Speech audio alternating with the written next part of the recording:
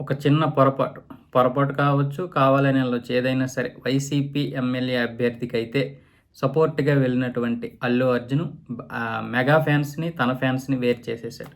అంటే ఆ విధంగా అయితే క్రియేట్ అయింది. నిజానికి అల్లు అర్జున్ గనక వెళ్ళకపోయుంటే ఈరోజు మెగా ఫ్యాన్స్ కూడా అల్లు అర్జున్‌ని తనవాడిగా భావించి ఇంతకుముందు ఏ విధంగా అయితే సపోర్ట్ చేశారో అంతకంటే ఎక్కువగా సపోర్ట్ చేసేవాళ్ళు.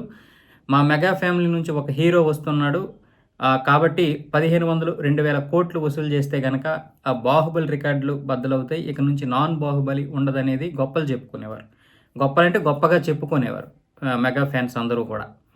అయితే ఎప్పుడైతే వైసీపీ ఎమ్మెల్యేకి సపోర్ట్‌గా వెళ్ళాడో అటు మెగా ఫ్యాన్స్, ఇటు అల్లు ఫ్యాన్స్ ఇద్దరు కూడా విడిపోయారు.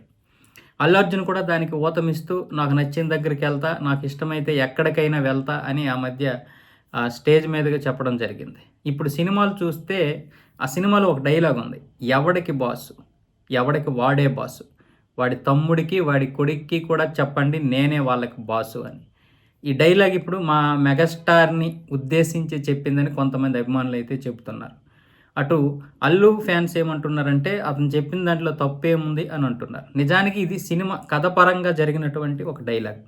దీనికి సుకుమార్ గారు కూడా ఏం చెప్పారంటే అదే విషయాన్ని చెప్పారు. నిజానికి సుకుమార్ గారికి ఆ ఇదైతే ఉండదు కదా! ఇలాంటివైతే ఆయనైతే చేయడు కదా! ఎంత అల్లు అర్జున్ ఒకవేళ ఇదైనా సరే. అల్లు అర్జున్ కూడా మెగా ఫ్యాన్స్‌ని లేదంటే మెగాస్టార్‌ని ఈ విధంగా అయితే కించపరచడు. ఎంత ఇదున్నా సరే. అది లోపాయికారంగా ఉంది.